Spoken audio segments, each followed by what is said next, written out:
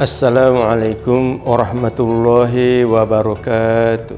Jamaah dan pemirsa dakwah Sulsel yang dirahmati oleh Allah Subhanahu wa taala. Tentu kita sangat berbahagia karena kita sudah memproklamirkan diri kita sebagai seorang muslim. Tentu keislaman ini adalah merupakan anugerah baik bagi kita, dan dengan itu kita harus tampil sebagai seorang muslim yang sempurna, yang utuh. Untuk mencapai performa seorang muslim yang utuh itu, maka akidah dan syariah merupakan sesuatu yang tidak bisa kita pisahkan antara satu dengan yang lain.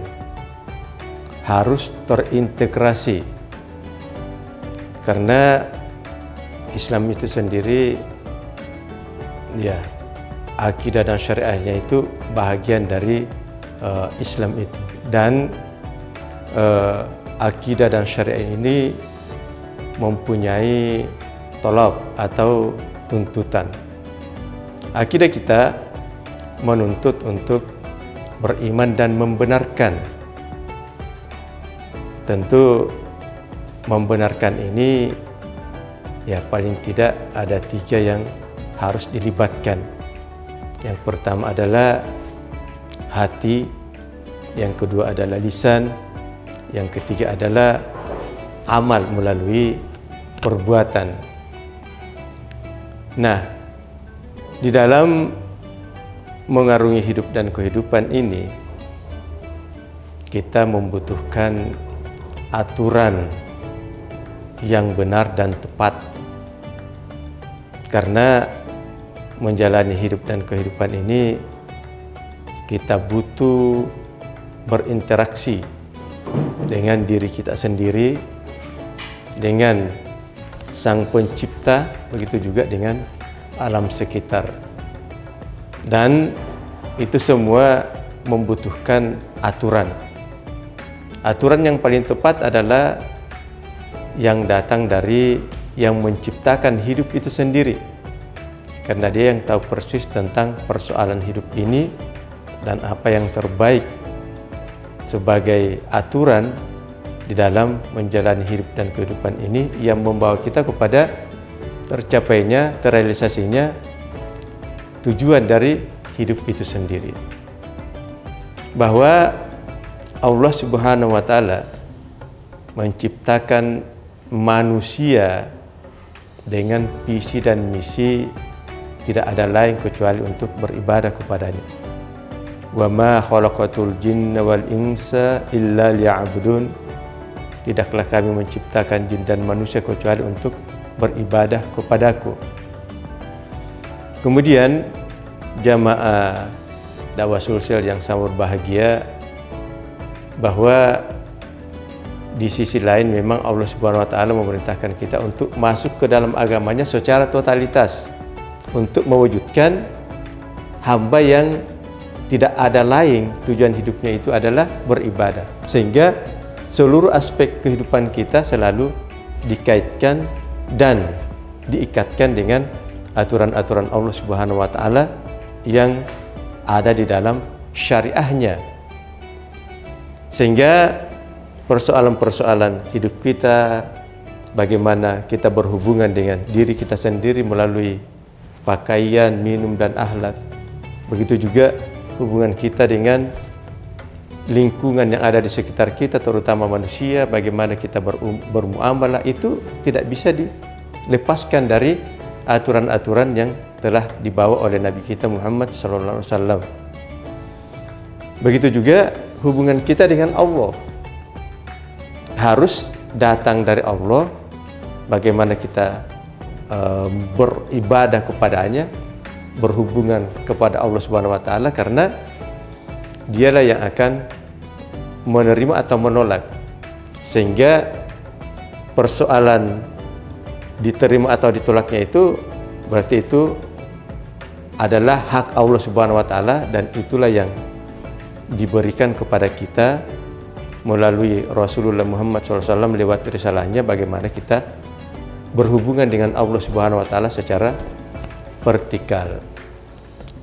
Jamaah dakwah Sulsel yang dirahmati oleh Allah Subhanahu wa taala, hidup ini memang tidak bisa sesuai dengan harapan kita kalau kita tidak kembalikan kepada yang akan mewujudkan harapan-harapan kita itu sendiri, yang maha berkuasa, maha menguasai tentang hidup dan kehidupan ini, yaitu Allah Subhanahu wa taala.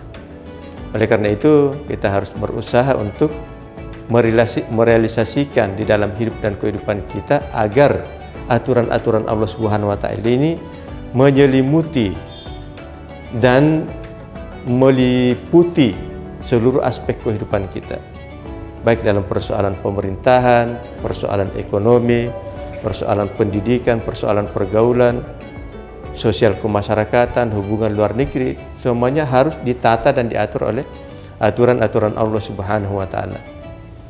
Dan kini syariah Islam atau aturan-aturan Islam atau hukum-hukum agama Islam yang dibawa oleh Nabi kita Muhammad SAW tidak akan pernah bisa diwujudkan di dalam seluruh aspek kehidupan kita kalau tidak ada kekuatan dan kekuasaan, tidak ada institusi politik, sehingga lahirnya kekuatan dan kekuasaan melalui institusi politik yang bernama Daulah Khilafah Islamiyah ini sangat urgen dan mendasar, karena semuanya tidak akan bisa berjalan dengan rapi, teratur, dan bisa dijadikan sebagai kebijakan-kebijakan yang ditetapkan oleh negara yang harus diikuti secara sukarela, secara ikhlas oleh seluruh umat manusia yang mengaku dipayungi oleh daulah Islamiyah itu.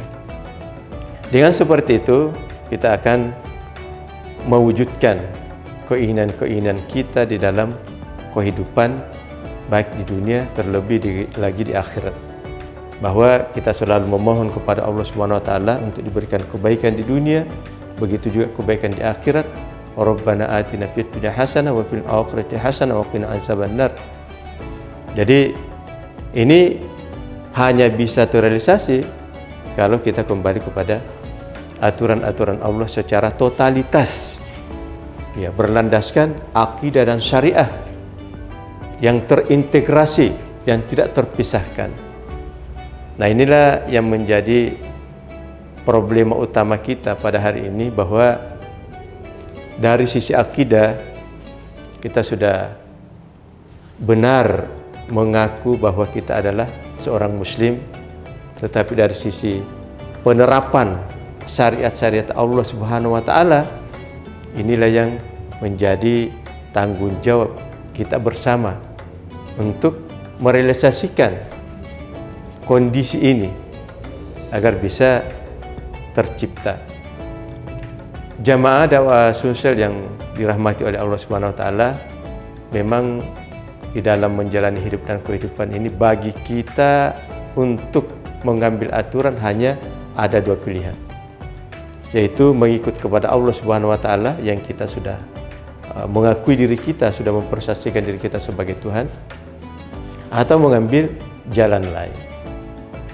Allah sendiri memerintahkan kita untuk masuk ke dalam agamanya secara totalitas. Ya ayyuhalladzina amanu dukhulu fis silmi kaffah wa la tattabi'u khutuwatis syaiton innahu lakum aduwwum mubin. Jadi kalau kita tidak masuk ke dalam Islam secara total, maka sisanya itu kita mengikuti aturan-aturan yang ditetapkan oleh syaitan. Sementara syaitan itu sendiri memang tugasnya menjauhkan kita dari syariat, menjauhkan kita dari hukum-hukum Allah, berusaha sekuat mungkin untuk menyesatkan kita dari jalan yang lurus. Nah, tentu melalui bulan Ramadan ini dengan berpuasa yang intinya adalah bagaimana kita merasa selalu diawasi oleh Allah Subhanahu wa taala. Dan memang kita harus yakin bahwa kita selalu diawasi oleh Allah Subhanahu wa taala. Dan inilah yang rutin kita lakukan selama 30 hari atau 29 hari, bahwa kita merasa diawasi oleh Allah Subhanahu wa taala dalam setiap gerak-gerik kita. Sehingga mulai dari terbit fajar sampai matahari tenggelam, kita berusaha untuk menahan diri tidak memperturutkan hawa nafsu kita, yang memang hawa nafsu ini cenderung mengarahkan kita kepada hal-hal yang negatif. Jadi hawa nafsu itu ibarat kuda yang liar, yang ketika kita tidak kendalikan, maka dia akan mengendalikan kita. Nah, ketika dia mengendalikan kita, maka kita akan terseret pada kemauannya, pada jalannya, yang tentu akan menjerumuskan kita ke dalam dosa dan kemaksiatan. Demikianlah apa yang bisa saya sampaikan, mudah-mudahan ada manfaatnya buat kita semua. Hadanallahu ayyakum ajmain. Assalamualaikum warahmatullahi wabarakatuh.